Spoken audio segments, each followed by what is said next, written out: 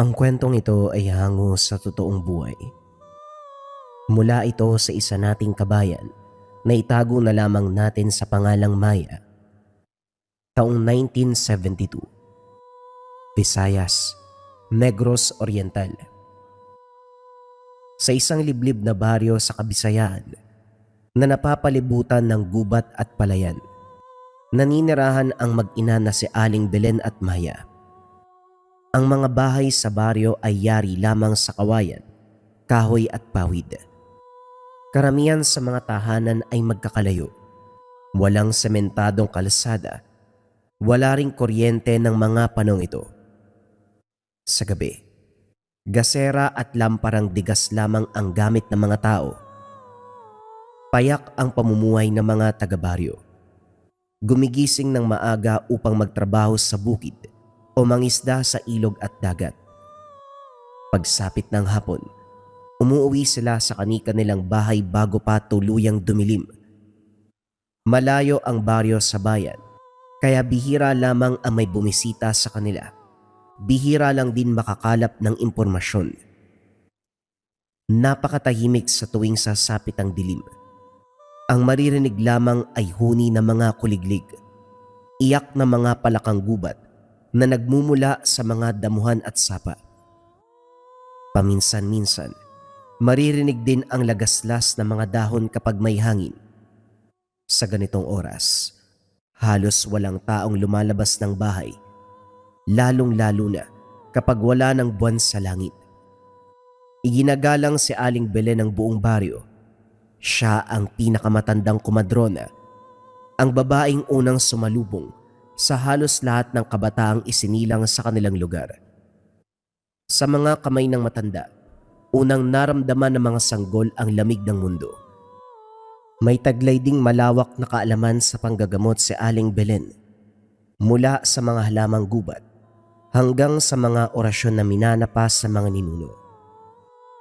Ngunit sa kabila ng pagiging bukas ng buhay sa mata ng lahat ng tao, may isang lihim si Aling Belen na kailanman hindi pinagtapat kahit kanino.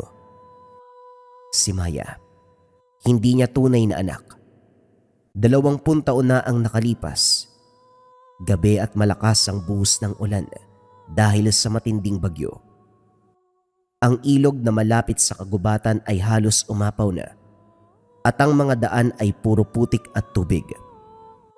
Pauwi na si Aling Belen mula sa isang mahirap na panganganak sa kabilang bundok. Mag-isa siyang naglalakad. Hawak-hawak ang lamparang digas habang pilit iniiwasan ang madulas na daanan. Mababaka sa mukha ng matanda ang matinding pagod. Ngunit kailangan niyang makauwi bago tuluyang lumala ang panahon. Habang naglalakad si Aling Belen sa gilid ng kagubatan, bigla itong napatigil. Sa gitna ng malakas na ulan at hangin, may narinig siyang tunog na pamilyar. Isang iyak. Malinaw na iyak ng sanggol. Pamilyar ang tunog na yun Pero wala namang bahay malapit dito. Lalong-lalo na, wala na ring taong napapadpad dito ng ganitong oras. Itinaas ni Aling Belen ang bitbit na lampara at sinunda ng tunog. Sa gilid ng isang malaking puno ng balete, may nakita siyang nakabalot ng puting tela. Basang-basa ito ng ulan. May mga bahid ng dugo at putik na nakapalibot sa tela. Nang lapitan, nakita ni Aling Belen ang isang sanggol sa loob ng tela. Laking gulat ng matanda nang mapansin niya na hindi man lang nanginginig ang bata sa lamig kahit babad pa ito sa ulan. Dilat na dilat ang mga mata ng sanggol.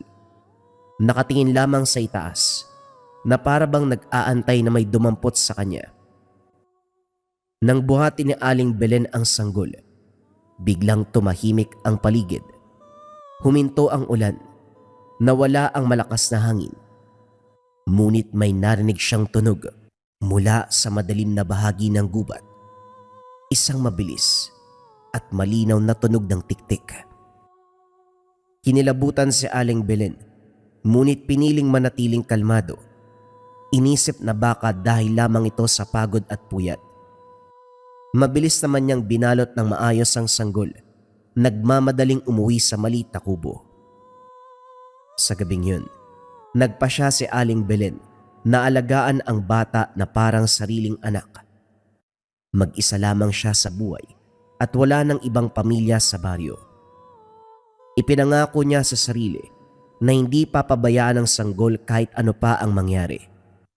Pinangalanan ng matanda ang sanggol na Maya. Lumaki si Maya na isang magandang dalaga, mahaba at kulay itim ang buhok. Maputla ang balat kahit madalas nasisinaga ng araw. Habang nagkakaedad si Maya, napansin ni Aling Belen na may kakaiba itong katangian. May mga pagkakataong nasusugatan si Maya habang tumutulong sa ina. Ngunit ang mga sugat, naghihilom lamang sa loob ng ilang minuto. Wala man lang bakas na naiwan. May kakaiba din siyang pandinig. Naririnig ni Maya ang mga usapan ng mga tao kahit nasa kabilang dulo pa ng baryo. Kahit mahina ang boses, malinaw niyang nauunawaan. Isa pa sa napansin ni Aling Belen ay ang pag-ayaw ni Maya sa asin. Mula pagkabata, iniiwasan na ang mga pagkaing maraming asin. Kapag nakakatikim siya nito, kagad sinasabi na sumasama ang pakiramdam, nakakaramdam ng pagkahilo. Kahit napapansin ng ilang kababaryo ang mga kakaibang katangian ni Maya, nanatiling tahimik si Aling Belen. Alam niya, kapag nalaman ng mga tao ang tunay na pinagmula ng bata, hindi ito maiintindihan ng baryo. Sigurado siya, pagkakaisahan at sasaktan si Maya. Isang gabi, habang nagluluto ang mag-ina, biglang umihip ang isang malakas at malamig na hangin sa loob ng bahay. Kahit sarado naman ang mga bintana, nayanig ang apoy sa kalan. Sa labas umalulong ang mga aso, sunod-sunod at hindi mapakali, na para bang may nakitang paparating na panganib. Biglang tumayo si Maya at tumindig sa pintuan. Ang dating kulay kaping mata, unti-unting dumilim at tila may kakaibang liwanag. Inay, may mga tao po sa labas. Alam ko po hindi sila taga rito. Yung amoy nila parang kakaiba. Amoy lupa at dugo. Hindi pa man nakakasagot si Aling Belen, may kumatok sa pintuan. 3 malalakas sa katok na nagpaalon sa katahimikan ng gabi. Nang buksan ni Aling Belen ang pintuan, nakita ang 3 matatangkad na lalaki, nakasuot ng itim na kapa. Matitigas sa mga muka. Walang bakas ng emosyon ang makikita. Ibigay mo sa amin ang bata. Tapos na ang 20 taon na usapan. Panahon na para bumalik siya sa amin. Wika ng isa sa mga lalaki. Kagad niyakap ni Aling Belen si Maya. Anong usapan at sa kasino ba kayo? Wala akong alam sa mga sinasabi niyo. Umalis na kayo. Wala kayong makukuha dito. Lumapit ang isa sa mga lalaki at bumulong. Alam mo kung saan mo siya nahanap, tanda? Sa ilog lang, hindi ba? Sa ilalim ng balete. Hindi siya tao. Siya ang aming prinsesa na itinago ng 2 dekada. Nanginig ang tuhod ni Aling Belen. Ang lihim na matagal niya nang tinago ay tuluyang nabunyag. Ngunit hindi alam ng matanda ang buong kwento, lalo na ang tunay na pinagmula ni Maya. Ang tanging alam niya lamang ay kung kailan at saan napulot ang batang itinuring na anak. Tumingin si Maya sa kinakabahang ina, pati na rin sa mga lalaki. Sa sandaling yun, naramdaman ng dalaga ang isang kakaibang lakas. Isang bagay na matagal nang kinakatakutan, ngunit ngayon ay malinaw na bahagi ng kanyang pagkatao. Sa gitna ng tensyon, hindi natakot si Maya. Sa halip nagtago sa likod ni Aling Belen. Dahan-dahang humakbang ang dalaga. Pasulong. Hinarap ang 3 lalaki. Tumayo siya ng tuwid. Tila hindi naaapektuhan ng biglang lamig na bumalot sa loob ng bahay. Ramdam ni Maya ang kakaibang presensya na nagmumula sa mga lalaki. Ngunit hindi nanginginig at hindi rin umaatras ang dalaga. Napaigpit ang hawak ni Aling Belen sa braso ng anak. Maya anak, hayaan mo sila. Huwag mo silang pakinggan. Wika nito, pero hindi siya pinansin ng dalaga. Anong ibig niyong sabihin na hindi ako tao? Tanong ni Maya sa tatlong lalaki. Kalmado ang boses nito. Walang bakas ng takot o pagkalito. Ang pagiging payapa niya ang lalong kinagulat ni Aling Belen. Sanay makita si Maya bilang isang tahimik at masunuring anak. Nagpalitan ng tingin ang tatlong lalaki. Pagkatapos, ngumisi ang lalaking nasa gitna. Bagyang humakbang pasulong. Sa ilalim ng ilaw ng lampara, malinaw na nakita ni Aling Belen ang anyo na mga ngiti. Ang mga ngipin na mahaba at matutulis, hindi katulad ng isang normal na tao. Ang dugong nananalaytay sa'yo, hindi galing sa mga taga-baryo. Maya, hindi ka isinilang bilang isang karaniwang tao. Nanlaki ang mga mata ni Aling Belen. Ngunit nanatiling nakatitig si Maya, nakikinig sa bawat salita ng lalaki. Ikaw ay anak ng hari ng mga kaluluwa sa gubat. Isang nilalang na matagal nang namumuno sa mga anyo na hindi nakikita ng mga karaniwang tao.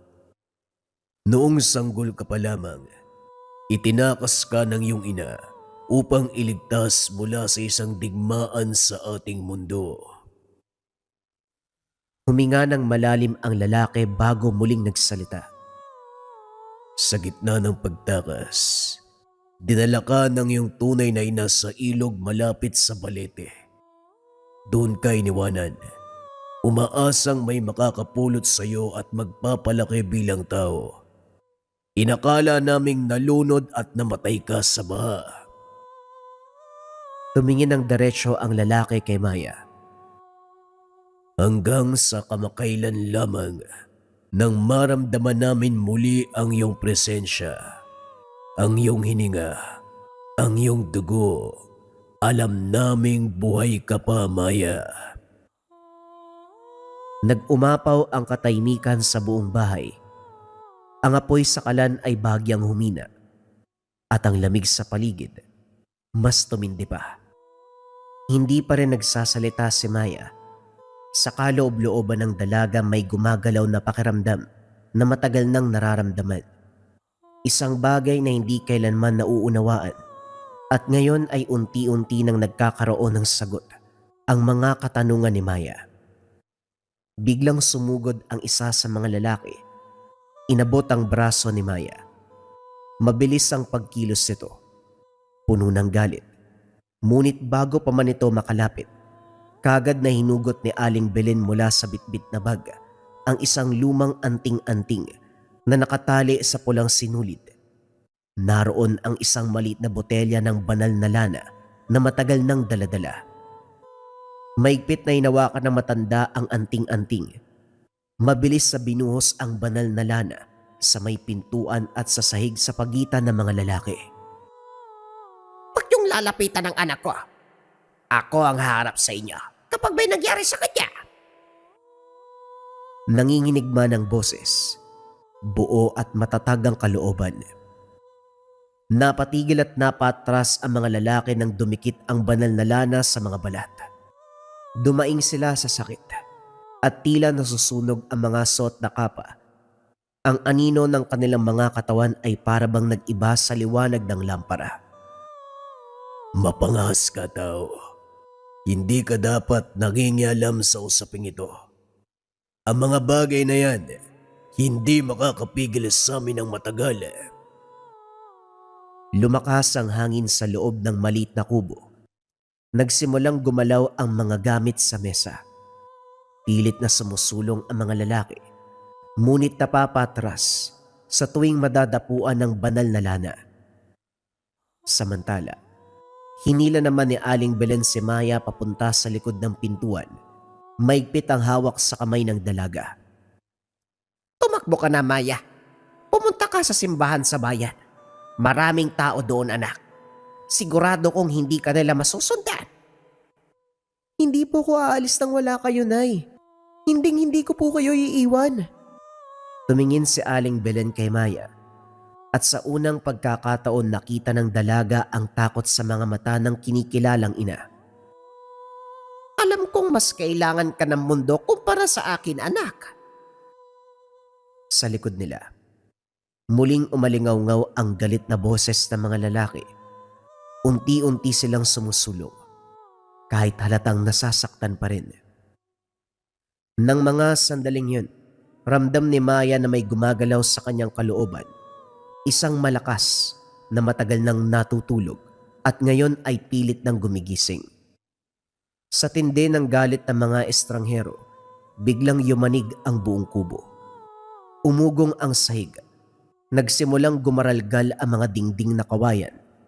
Ang mga haligi ay umuuga na para bang anumang sandali ay bibigay na. Ang pinuno ng mga lalaki ay umungol at unti-unting nagbago ang anyo. Lumaki ang katawan. Umumbok ang mga kalamnan. Humaba ang mga braso. Ang mga kuko ay humaba din. Naging matutulis na parang kutsilyo. Ang mukha ay nakabaluktot at ang mga mata ay purong itim. Sa isang iglap, sinugod si Aling Belen at hinablot sa leeg. Napayaw ang matanda at bumagsak sa sahig habang hinahabol ang hininga. Napasigaw si Maya nang makita ang ginawa ng pinuno sa ina. May kung anong puwersang biglang gumalaw sa loob ng dalaga. Isang pakiramdam na matagal nang pinipigil at sa sandaling yon ay tuluyang sumabog. Wala kayong awa. Pati ang nanay ko dinamay niyo pa. Wala kayong pinipili kahit matanda na. Sinasaktan niyo pa rin mga walang ya kayo. Mula sa mga palad, may lumabas na malakas na hangin. Kumalat ito sa buong kubo. Ang mga gamit sa bahay kagaya ng mga palayok, sandok, bangko at iba pang mga kasangkapan umangat mula sa sahig. Sabay-sabay na tumalsik patungo sa tatlong lalaki. Napatras sa mga estranghero. Ang dalawa sa kanila ay tumama sa dingding, habang ang pinuno ay napilitang bitawan si Aling Belen at umatras ng ilang hakbang. Tumahimik ang paligid. Ang tanging maririnig ay mabigat na paghinga ng lahat. Natigilan ang mga lalaki. Hindi nila inaasahan ang ganitong lakas mula kay Maya. Maliwanag na hindi lamang sila basta magkamag-anak. Ang kapangyarihang taglay ni Maya mas malakas kaysa sa inaakala. Kagad nilapitan ni Maya ang ina. Maya, anak ko. Mahina na ang boses ni Aling Belen. Nakahiga ito sa sahig. Hindi maalis ang mga mata sa mahal na anak. Tumayo si Maya sa gitna ng kubo. Ang mga mata ay madilim at maliwanag sa parehong oras. Matatag ang pagkakatayo, kalmado ang muka. Umalis na kayo dito. Hindi niyo ko pagmamay-ari. Dito ang buhay ko. Dito ako mananatili sa piling ng taong nagmamahal sa akin. Ang boses ni Maya, unti-unti nang nagbabago. Sandaling nagkatinginan ang mga lalaki. Sa unang pagkakataon may bakas ng pag-aalinlangan sa mga muka. Nakita ng mga estranghero na hindi nila makukuha si Maya sa pamamagitan ng dahas. Ramdam ng mga ito, ang lakas ng dalaga ay higit pa sa inaasahan nila. At kapag pinilit ang kanilang gusto, sila ay mapapahamak. Hindi pa ito ang huli, Maya. Maaring manatili ka sa panahon na ito. Pero darating ang araw na gubat mismo ang tatawag sa iyo. Sa pagsapit ng kabilugan ng buwan, hindi mo na matatakasan ang tunay mong anyo. Wika ng pinuno habang paatras na lumalabas sa pintuan. Diretso ang tingin nito kay Maya, tila sinusukat ang kakaibang lakas. Sa isang iglap, biglang naglaho ang tatlong lalaki na parang usok. Kasabay nito, ang paghinto ng pagyanig ng lupa, ang biglang pagtahimik ng mga aso sa labas. Naiwan ang mag-ina sa gitna ng gulugulong kubo, kapwa hingal na hingal. Nagkalat ang mga gamit sa sahig at ang apoy sa kalan ay halos mamamatay na. Tinulungan ni Maya si Aling Belen, niyakap ng maigpit. Nanay, ayos lang po ba kayo hanggat nandito po ako? Wala pong mangyayaring masama sa atin pero patawad po. Pati po kayo nadamay eh. At saka, ngayon ko lang po naiintindihan kung bakit iba yung pakiramdam ko sa lahat ng bagay. Pinipilit ni Maya na maging malakas sa harapan ng ina. Subalit hindi mapigilan ang luha na dumadaloy sa kanyang mata. Hinaplos ni Aling Belen ang mukha ni Maya. Pilit pinapakalma ang sarili. Kahit ano pa ang iyong anyo, ikaw pa rin ang minamahal kong anak. Walang magbabago doon. Yan ang palagi mong tatandaan. Pero kailangan nating maganda. Alam nating babalik sila at kailangan mong matutunan kung paanong pangalagaan ang iyong lakas. Mula ng gabing yun, nagbago ang mga itinuro ni Aling Belen kay Maya. Hindi na lamang pagluluto at pananahi ang inaral ng dalaga. Sinimulan siyang turuan ng mga sari-saring halaman sa gubat, kung alin ang nakakagamot at alin ang panangga sa masasamang kalaban. Tinuruan din siya ng mga dasal, mga ritual na naglalayong pigilan at unawain ang sariling lakas. Higit sa lahat, tinuruan ni Aling Belen ang anak na tanggapin ang sarili na kahit hindi siya ganap na tao, meron pa rin siyang kakayahan na magmahal at pumili ng tamang landas. Lumipas ang ilang buwan. Matapos ang gabing yun, sinikap ng mag-ina na ibalik sa normal ang buhay. Ngunit alam nila na may nagbago na. Hindi na lumalabas si Maya na mag-isa at si Aling Belen palagi may dala na maliit na supot na mga banal na gamit sa bulsa. Nagsisilbing pananggalang sa posibleng mangyari anumang oras. Habang papalapit ang kabilugan ng buwan, napansin ni Maya na lalong tumitindi ang pakiramdam. Naririnig niya ang galaw ng hangin sa mga puno at nararamdaman ang tibok ng puso ng mga hayop sa gubat. Kahit malayo pa ang mga ito, alam ng dalaga na papalapit na ang panahon na hindi na sapat ang pagtatago. At sa oras na yun, kailangan niyang pumili kung ano at sino talaga siya. Nang sumapit ang kabilugan ng buwan, maliwanag ang buong paligid na para bang may sariling ilaw ang langit. Ramdam ni Maya ang biglang pag-init ng buong katawan. Hindi siya mapakali. Pabalik-balik sa loob ng bahay. Mabigat ang nararamdaman. Tila hinahabol ang paghinga at parang may kumikirot sa dibdib. Nay, parang nasusunog po yung balat ko. Hindi ko mapigilan eh. Kailangan kong lumabas. Parang may tumatawag sa akin sa bandang ilog. Wika ni Maya habang nakahawak sa dibdib. Kinabahan si Aling Belen nang makita ang kalagayan ng anak. Napansin ang pawis sa noo at ang kakaibang liwanag sa mga mata. Alam ng matanda na hindi na ito simpleng sakit lamang.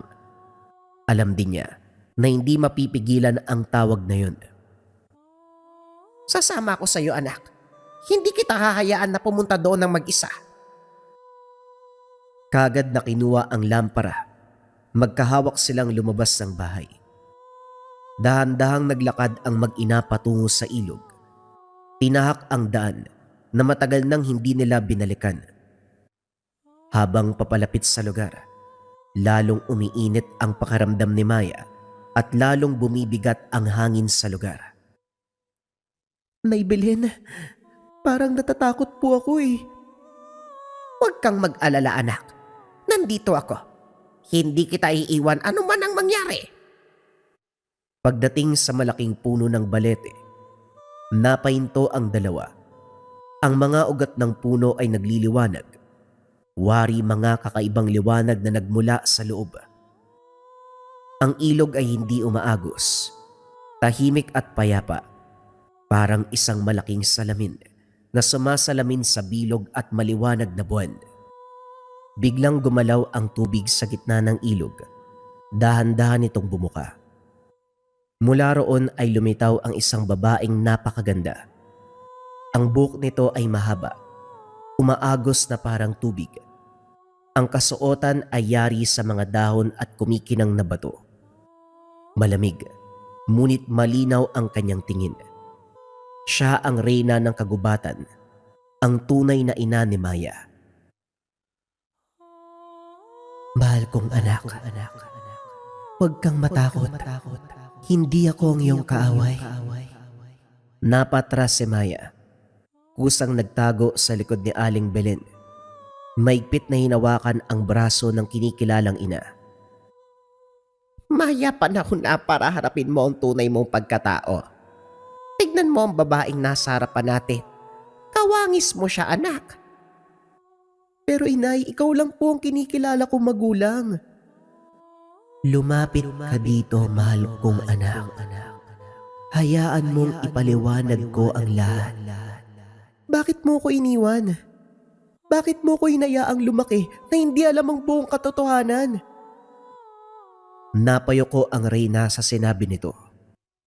Iniwan kita dahil ito lamang ang paraan upang ikaw ay maligtas sa digmaan sa ating mundo. Kung hinayaan kitang manatili at hindi ginawa ang bagay na yon, siguradong mamamatay ka.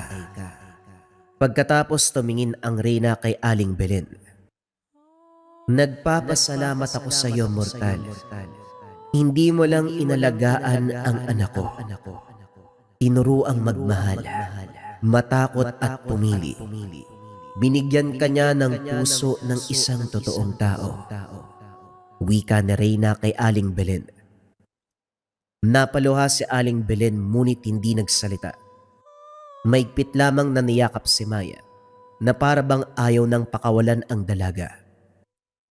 Ngayong dumating na ang panahon, kailangan mong pumili. Ang mundo ng gubat o ang mundo na iyong nakagisnan. Ngunit tandaan mo, Maya, ano man ang piliin mo, ang lakas mo ay nagmumula sa parehong dugo at sa pagmamahal na binigay ko sa iyo. Tahimik na nakinig si Maya. Sa ilalim ng liwanag ng buwan, alam ng dalaga na ang gabi na yon ang simula ng tunay na pagsubok. Inilabas ng reyna ang isang maliit na bato, kumikislap sa ilalim ng liwanag ng buwan. Maingat na inilagay sa palad ni Maya. Gamitin mo ito, anak. Hindi mo kailangang iwan ang mundong kinalakihan. Hindi ka naming kukunin palayo sa babaeng nagpalaki sa iyo at tinuring mong sariling pamilya. Ngunit may tungkulin ka na dapat gampanan. Tumingin siya sa gilid ng ilog, sa balete, sa tahimik na baryo sa hindi kalayuan. Kailangan mong bantayan ang baryong ito. Ikaw ang magiging tagapagtanggol sa mga tao laban sa mga nilalang na nagtatago sa kadiliman at nagnanais manakit. Kapag ginamit mo ang iyong lakas para sa kasakiman, ito ang pipigil sa iyo. Kapag ginamit mo naman ito para sa kabutihan, ito ang magiging gabay mo. Nang hawakan ni Maya ang kristal, ramdam niya ang unti-unting paglamig ng buong katawan. Ang init na matagal nang nagpapahirap sa kanya ay dahan-dahang nawala. Bumagal ang tibok ng puso. Luminaw ang isipan. Nagbago ang liwanag sa mga mata ng dalaga. Hindi na ito magulo o mabigat. Sa isang sandali, Tila may dumadaloy na kaalaman sa isipan kung paano pigilan ang sariling lakas, kung paanong makinig sa babala ng kalikasan, at kung paanong gamitin ang kapangyarihan upang magtanggol at hindi manakit. Napatingin si Maya kay Aling Belen. Sa unang pagkakataon ngumiti siya ng walang takot. Hindi na natatakot sa totoong pagkatao. Hindi na din ito kinamumuhian ang pagiging kakaiba. Sa halip, tinanggap ito bilang bahagi ng tungkulin at ng pinili. Tahimik na tumango ang reyna, kontento sa nakita. Ngayon, alam mo na kung sino ka. Hindi lamang anak ng gubat, kundi tagapangalaga ng mga taong minahal mo. Sa ilalim ng bilog na buwan, malinaw kay Maya ang buhay niya. Hindi na lamang tungkol sa paghahanap ng sarili, kundi sa pagprotekta sa mundong piniling mahalin. Humarap si Maya kay Aling Belen. Niyakap ito ng napakaigpit. Hindi pinigilan ang luha. Nay, hindi po ko aalis. Hindi po kita iiwan, mananatili po ko dito sa baryo. Ako magiging katuwang niyo sa pagtulong sa mga tao. Ngumiti si Aling Belen habang tumutulo din ang luha sa mga mata. Maigpit niyang niyakap si Maya pabalik. Maraming salamat, Maya. Salamat at pinili mo kami, anak. Mula noon, nagbago ang takbo ng buhay sa baryo. Kapag may nagkakasakit, nariyan si Aling Belen upang tumulong, at si Maya naman ang naghahanap ng mga halamang gamot sa gubat. Kapag may kakaibang ingay sa gabi o may nararamdamang panganib ang mga tao, tahimik na umaalis si Maya, binabantayan ang paligid. Hindi na lamang sila basta kumadrona at anak. Unti-unti, sila ay naging bantay ng baryo. Tahimik, ngunit palaging handa. Napapansin ng mga taga-baryo na nagiging masagana ang ani. Ang mga pananim, mas mabilis lumago. Bihira ng salantain ng peste. Sa gabi, payapa ang paligid at bihira ang mga kakaibang pangyayari na dati ay kinakatakutan ng lahat. Hindi nila alam ang dahilan ng pagbabagong ito. Walang ideya ang nakararami na sa madilim na bahagi ng kagubatan, may isang dalagang nagbabantay. Isang dalagang hindi ganap na tao, ngunit piniling mamuhay bilang isa sa kanila. Lumipas ang ilang buwan, naging usap-usapan sa buong baryo ang tila himalang nangyayari. Ang mga may sakit na dinadala kay Aling Belen, mas mabilis sa gumagaling, lalo na kapag si Maya ang nagdadala ng mga halamang gamot mula sa gubat. Ngunit ang kapayapaan at kasaganahang ito ay hindi nagtagal. Isang hapon, habang naglalaba si Maya sa ilog, napansin niya, unti-unting nag-iiba ang kulay ng tubig. Mula sa malinaw na agos, ito ay naging itim. Ilang sandali pa, may mga isdang lumutang sa ibabaw. Wala ng buhay. Tumayo si Maya at tumingin sa itaas ng ilog. Mula sa kabilang bahagi ng bundok, may paparating na makapal at mabahong usok. Mabigat ang hangin at masakit sa ilong pag nalanghap. Maigpit niyang hinawakan ang kristal na nakatago sa loob ng damit. Alam ni Maya na may paparating na bagong panganib. At sa pagkakataong ito, mas malaki ang magiging pagsubok kaysa sa inaasahan. Hindi nagtagal. Isa-isang nagkasakit ang mga taga-baryo. Nagsimula ito sa iilan, hanggang sa halos bawat bahay ay may nagkakasakit. Ang mga balat ng taga-baryo ay tinutubuan ng maitim na pantal na parang uling. Minsan ay nangangati, masakit, at sa ibang kaso ay nahihirapan silang huminga. Hindi ito karaniwang karamdaman. Ginamit ni Aling Belen ang lahat ng kaalaman sa mga halamang gamot, pinakuluan, at ang mga dasal na matagal nang ginagamit sa baryo. Ngunit wala ni isa ang tumalab. Sa halip, lalong humina ang mga pasyente. Habang tinitignan ni Maya ang isang batang nakahiga sa banig, ramdam ng dalaga ang bigat sa paligid. Mabigat ang hangin at parang may galit na nakapalupot sa buong baryo. Inay, hindi to galing sa kalikasan. May ibang gumawa nito. Ramdam kong galit sa paligid. Wika ni Maya habang hawak ang kamay ng batang may sakit. Napaupo si Aling Belen at napahawak sa dibdib. Biglang sumagi sa isipan ang mga lalaking nakaitim at ang mga banta nung nakaraang gabi. Maya, baka ang kapatid ng iyong ina ang may gawa ng mga ito. May posibilidad na ang tsuwin mong sumisira sa baryo para pilitin kang lumabas. Alam ni Maya na hindi maaring pabayaan ang mga taong nakasama niya sa paglaki. Ang baryong ito ang naging mundo ng dalaga. Dito siya natuto sa maraming bagay. Kinuha ni Maya ang kristal na ibinigay ng ina. Ginawang kwintas at sinabit sa leeg. Walang paalam, naglakad patungo sa pinakamadilim na bahagi ng gubat. Hinabol ni Aling Belen ang anak at tinawakan sa braso. Maya, huwag kang pupunta doon. Delikado, anak. Hindi ko kakayanin kung may masamang mangyayari sa iyo. Tumingin si Maya sa ina. Buo ang loob, malinaw ang pagpapasya. Inay, kailangan ko tong tapusin. Ako ang dahilan kung bakit sila naghihirap. Kaya ako rin ang tatapos sa sumpa. Huwag po kayo mag-alala. Dahan-dahang binitawan ni Aling Belen ang kamay ng anak. Mag-iingat ka. Mag-iingat ka, Maya.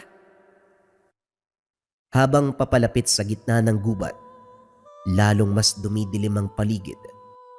Walang ibon, walang kuliglig. Tanging ang yabag ni Maya ang maririnig. Hanggang sa makita nito ang isang trono na gawa sa mga tuyong bungo at ugat ng puno. Doon nakaupo ang isang lalaking nakasalamuha na dati. Malaki ang katawan, kulay itim ang mga mata, at ang ngiti nito ay puno ng panlalait. Siya ang hari ng kadiliman, ang tsuwi ni Maya.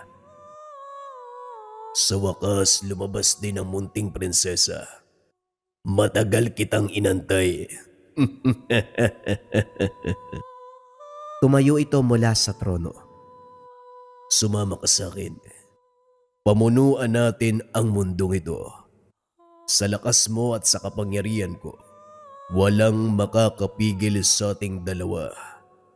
Ang baryo na iyong kinagisnan, madali lang natin itong mabubura. Maigpit na hinawakan ni Maya ang kristal sa dibdib. Hinding-hindi ako magiging katulad mo. Ang lakas ko ay galing sa pag-ibig ng taong nagpalaki sa akin, hindi sa takot na ginagamit mo. Nagbago ang mukha ng hari. Nawala ang ngiti, napalitan ng galit. Kung ganun, pipilitin kitang piliin ang tunay mong anyo. Umingay ang gubat. Gumalaw ang mga puno at sa sandaling yun, alam na ni Maya na nagsisimula na ang laban na magtatakda ng kapalaran ng baryo at kanyang pagkatao. Naglabas ng makapal na itim na usok ang hari ng kadiliman. Ang usok ay gumalaw na tila may sariling buhay. Humugis ito ng mga higanting kamay na umaabot, gumagapang sa lupa at sa mga puno. Handang sakmalin si Maya. Ngunit hindi umatras ang dalaga.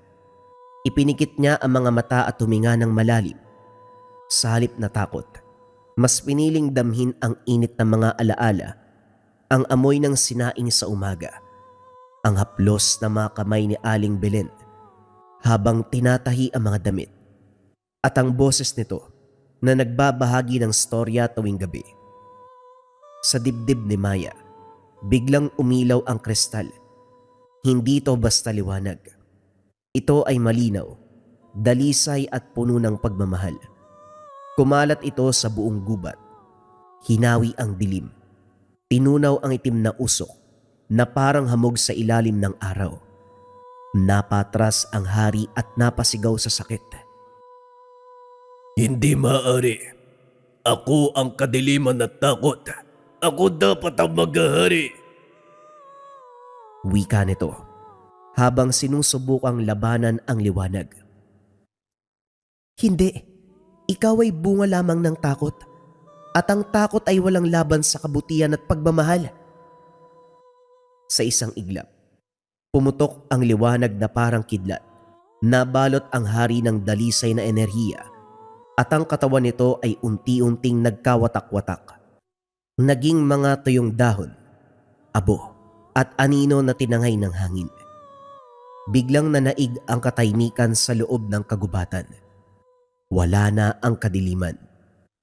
Kasabay ng pagkatalo ng hari, muling naging malinaw ang tubig sa ilog.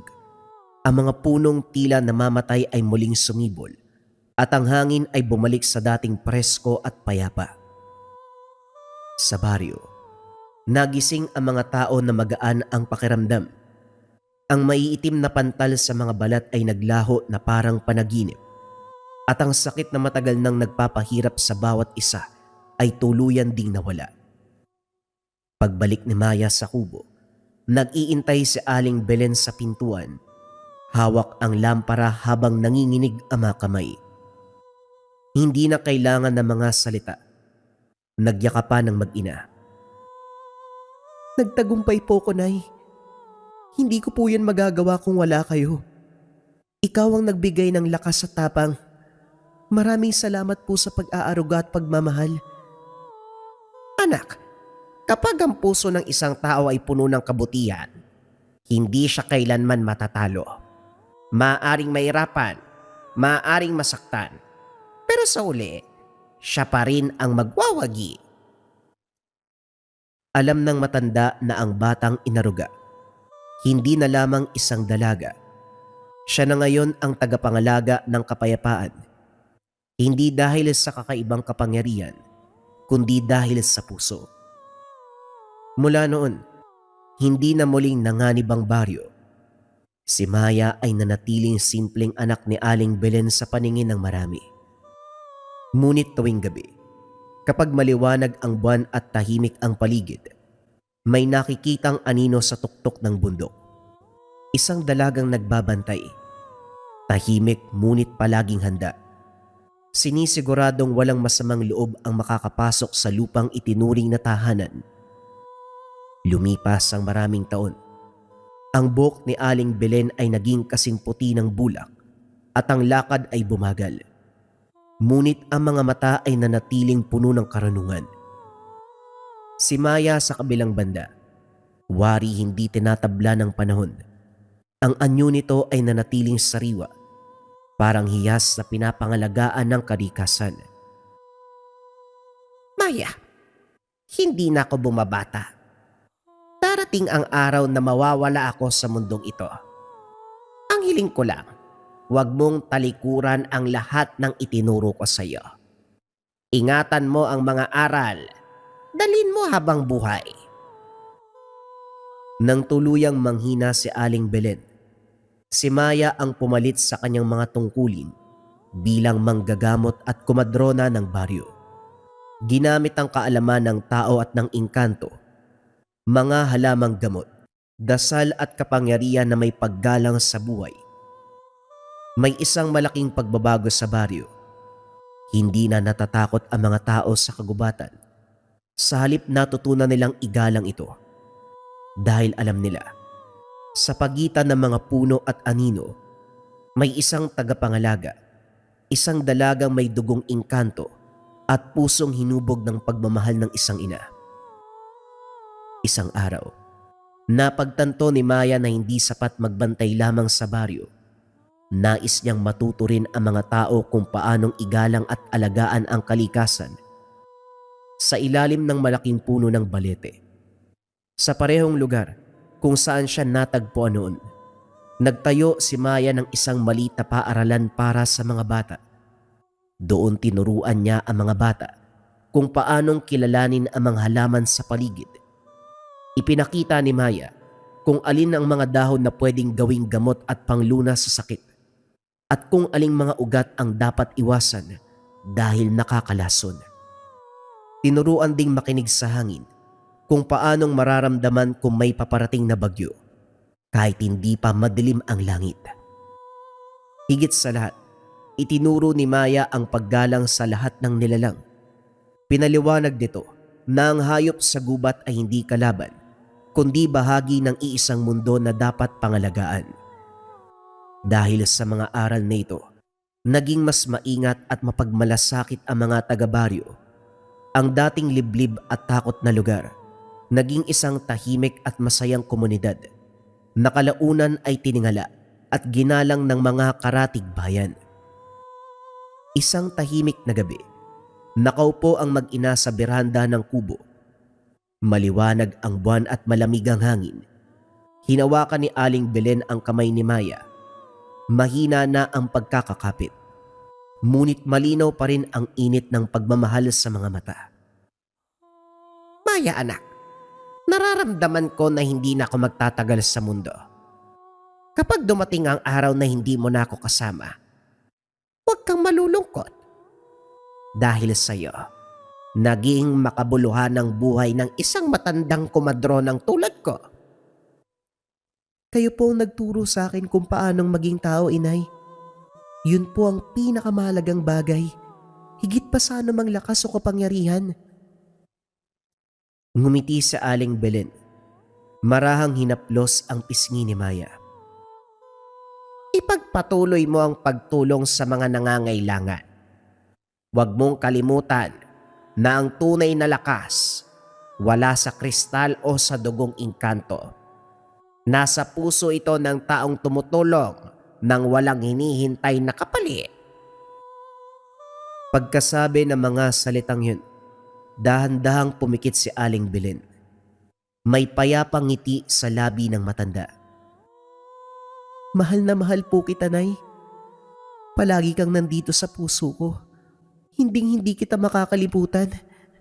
Gabayan niyo po ako palagi. Nang pumanaw si Aling Belen, nagluksa ang buong baryo. Ilang araw hindi nagsindi ng ilaw ang maraming bahay bilang pagtanda ng paggalang sa matanda. Ang mga inang tinulungan dati, mga batang iniluwalas sa mga kamay, at ang mga pamilyang iniligtas sa sakit, dumating din upang magpaalam. Ngunit sa gitna ng lungkot, hindi sila nawalan ng pag-asa. Alam nila na may naiwan si Aling Belen, ang anak na si Maya. Matapos ang libing, may napansing kakaiba ang mga taga-baryo. Sa mismong ibabaw ng libingan ni Aling Belen, tumubo ang isang puno ng luyang dilaw. Mabilis itong lumaki at ang bulaklak nito ay palaging sariwa at mabango. Kahit tag-init o tag-ulan, para sa mga tao, ito ay paalala na ang kabutihang ginawa ng matanda ay patuloy na mamumuhay. Nanatili naman si Maya sa baryo. Hindi na bumalik sa palasyo ng tunay na ina sa gubat. Hindi na din hinanap ang kapangyarihan na maaaring angkinin. Mas pinili ni Maya na manatili sa maliit na kubo na minsang tinawag na tahanan. Doon ipinagpatuloy ang buhay na itinuro ni Aling Belen, ang buhay ng pagtulong at pag-aaruga. Sa paglipas ng mga taon, napansin ng mga tao na hindi tumatanda si Maya. Ang anyo niya, nananatiling tulad nung siya ay dalaga pa lamang. Dahil dito, unti-unting naging bahagi ng mga kwento ng matatanda sa Kabisayaan si Maya. Pinaliwanag nila ang tungkol sa isang babae na naglalakad sa gubat kasama ang mga usa at ibon at hindi kailanman nananakit ng kahit anong nilalang. Kapag may batang naliligaw sa gubat, may naririnig silang mahinahong tinig, umaawit at gumagabay sa tamang daan pauwi. Kapag may inang nahihirapang manganak, may isang dalagang dumarating na animoy bigla na lamang sumusulpot. May dalang sariwang mga dahon, maalam na mga kamay. Ito ang naging buhay ni Maya, ang batang nahanap dati sa tabing ilog, ang anak ng isang kumadrona sa puso at gawa. at ang walang hanggang tagapagbantay na mga tao sa lupang itinuring na sarili niyang tahanan. Ito ay si Maya, ang anak ng isang engkanto, isang maharlika na diwata. Na-ospital yung mangkukulam matapos magsuot ng kabayan natin ng marahuyo bracelet. Sobrang bilis ng epekto ng marahuyo sa kabayan natin kasi matagal na daw silang ginagambala ng mangkukulam na yun. Sumakto pagsuot, nagrebuelta kaagad yung gamit. Na-ospital yung mangkukulam. Isa yan sa pinaka-trending na patotoo ng marahuyo bracelets natin, kabayan. Marami pa yan. Marami tayong kabayan na natulungan. Payapa na yung pagtulog nila sa gabi. Madalas kasi doon sila ginagambala. Nagigising ng alanganing oras, may mga nakikitang shadows, anino. Yung iba meron pang pangangati. Matapos masuot yung marahuyo, nawala lahat yon, kabayan. Kasi ang marahuyo natin depende sa espiritual. Kontrakulam, barang, tigalpo, palipadangin, usog, o kahit anong masamang uri ng sumpa. Lagi nyo rin tatandaan, mga kabayan, ang nagpatrend sa marahuyo, rebuelta or sumbalik. Kung naman yung sumpa na ibinigay sa inyo, ibabalik doon sa taong nagbigay. Kung interesado ka sa marahuyo, kabayan, check mo yung yellow basket sa baba or visit mo lang yung shop ng Lika Merchandise. Mag-ingat sa mga scammers.